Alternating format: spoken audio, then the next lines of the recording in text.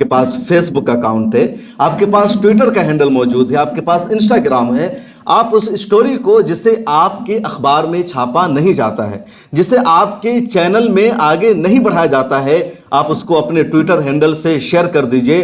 सच मानिए आज भी ऐसे लोग मौजूद हैं, ऐसे ईमानदार जर्नलिस्ट मौजूद हैं, ऐसे पत्रकार मौजूद हैं जो बड़े बड़े हैंडल वाले हैं। वो आपके ट्वीट को आगे बढ़ाएंगे, उस पर स्टोरी करेंगे, उस पर खबर करेंगे और आपकी बात पहुंचेगी।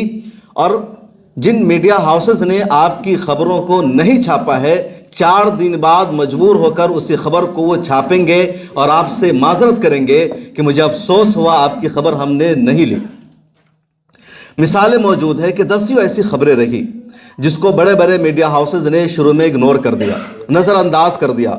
उनके पास उनके रिपोर्टर्स ने खबर भेजी तो उन्होंने कहा कि नहीं, इसको छोड़ दो, इस खबर में ज़्यादा टीआरपी नहीं आएगी, या इस खबर में पुलिस प्रशासन की हमें नाराज़गी झेलनी पड़ेगी, इस खबर की वजह से सरकार नाराज़ हो जाएगी। लेकिन हम लोगों ने रिस्क लिया, उस खबर को चलाया, मिल्लत टाइम्स में खबर आई, फिर आगे चलकर द क्विंट ने, द वायर ने, द प्रिंट ने उन खबरों को छापा, फिर इंडियन एक्सप्रेस को खबर छापनी पड़ी, टाइम्स ऑफ इंडिया को खबर छापनी पड़ी, उसके बाद एनडीटीवी और आज तक और बड़े बड़े जो टीवी चैनल है वो उन खबरों को छापते हैं और अपने पत्रकारों को, अपने नुमाइंदों को एक तरह से ये समझाते हैं कि गलती हुई कि शुरू में हमने आपकी खबर को नहीं लिया। और पैसे का भी मामला नहीं है। अगर आप कोई ट्वीट करते हैं, कोई खबर आपके पास ओरिजिनल है, ग्राउंड पर जाकर आपने कोई स्टोरी की है, आप जिस अखबार आपकी जगह जिस अखबार के लिए आप काम कर रहे हैं वो अगर आपकी खबर को नहीं छापता है, लेकिन अगर किसी अच्छे मीडिया हाउस को जो सोशल मीडिया के मैदान में काम कर रहे हैं, जिनकी वेबसाइट है, उनको पता चलता है कि आपके पास इस तरह की स्टोरी है, आपने इस पूरे मामला को कवर किया है, तो आपसे उस पूरी खबर को कवर कराएंगे, वो आपको उसके लिए पेमेंट करेंगे।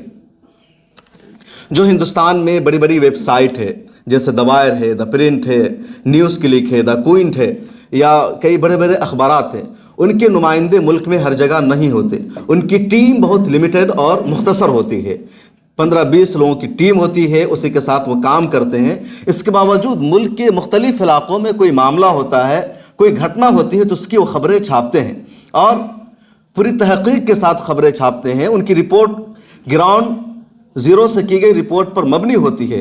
तो बहुत कम ऐसा होता है जहां वो अपने रिपोर्टर को दिल्ली से, मुंबई से या जहां उनके हेड ऑफिस से भेजते हैं, बल्कि ज़्यादातर आप जैसे पत्रकारों से वो कांटेक्ट करते हैं, राब्ता करते हैं, वो पूरी स्टोरी लिखवाते हैं और एक एक स्टोरी का 10-10 हज़ार रुपया पे किया जाता है। इतनी बड़ी रकम दी जाती है क्योंकि आपने रिस्क लिया है।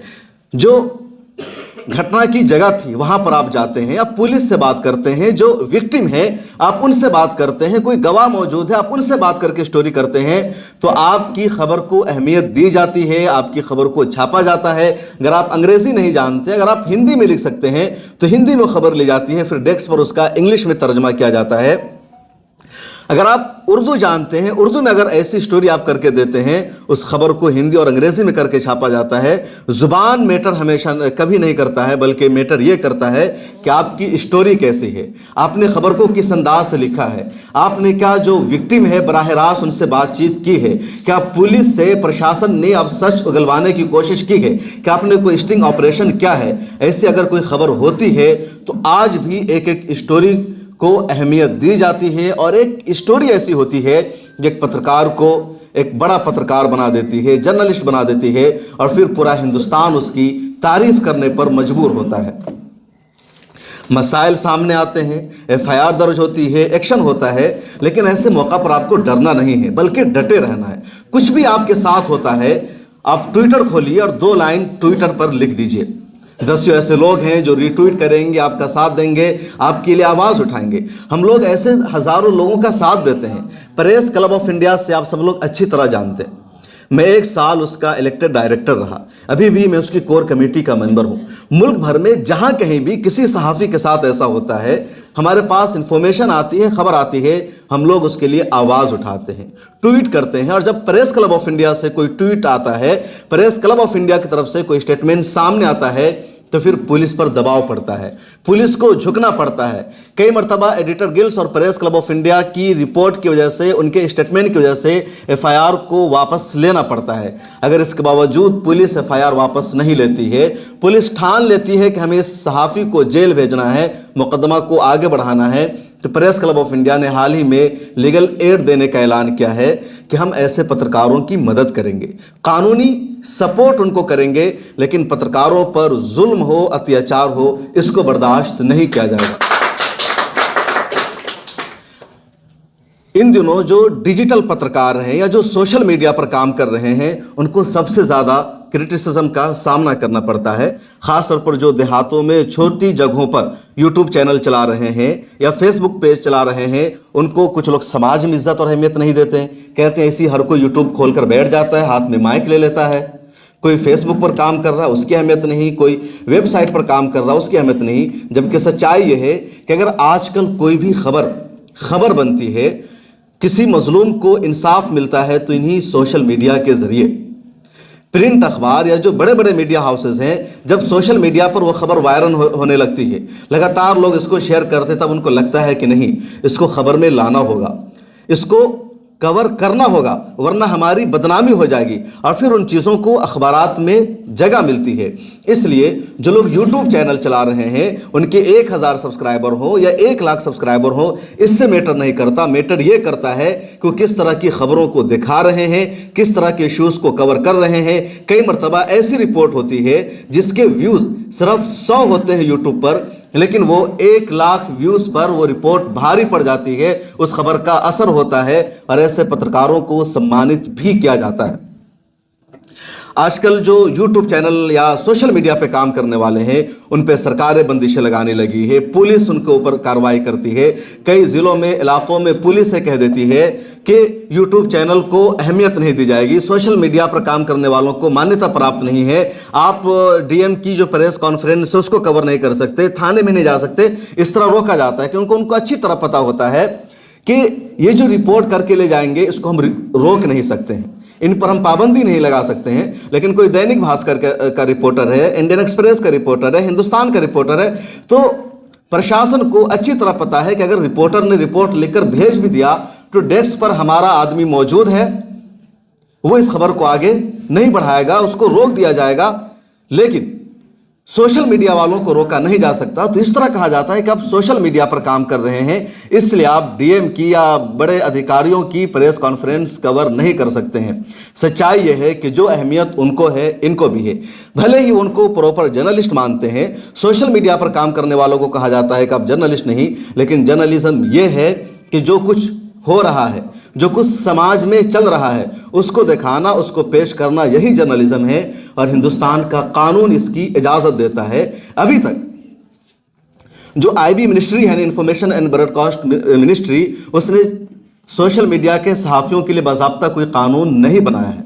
उनकी तरफ से हमेशा यही कहा गया, कई मरतबा कानून लाने की बातचीत होती है, धमकियाँ दी जाती है, इस तरह कानून लाया जाएगा, इस तरह मुश्किल होगी, लेकिन अभी तक यही है कि जो जर्नलिज्म के इथिक्स है, जो रूल और रेगुलेशन है, जो जर्नलिज्म के एक प्रिंसिपल्स बने हुए हैं, उसके मुताबिक आप काम कीजिए, खबरों को दिखाइए।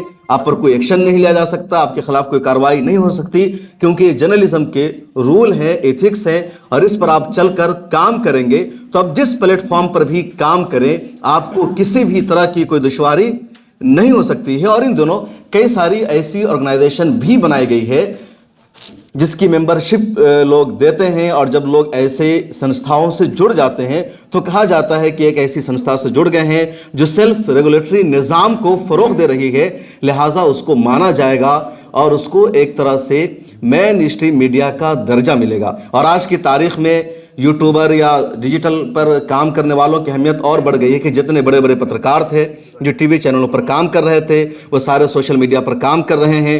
तो कल यही लोग सोशल मीडिया पर काम करने वालों को हकारत की निगाहों से देखते थे, उनको हल्के में लेते थे, लेकिन आज जब खुद उनकी संस्था में उनकी जॉब जा रही है, उनकी नौकरी ख़त्म हो रही है, तो वो सोशल मीडिया का सहारा ले रहे हैं, वो भी सब्सक्राइबर की भीख मांगते हैं। तो जो कल चिढ़ाते थे, आज वो भी यही हैं।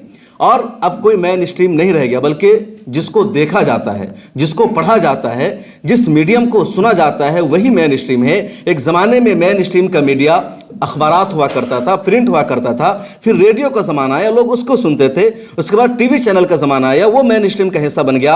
आज सिर्फ 80 नहीं बल्कि 90% लोग मोबाइल पर ख़बरों को देखते हैं, पढ़ते हैं, सुनते हैं। यहाँ तक कि जो बड़े बड़े चैनल हैं उनको भी सोशल मीडिया के ज़रिए ही देखा, पढ़ा और सुना जाता है, टीवी चैनलों के ज़रिए नहीं, सेटेलाइट के ज़रिए नहीं, केबल के ज़रिए नहीं।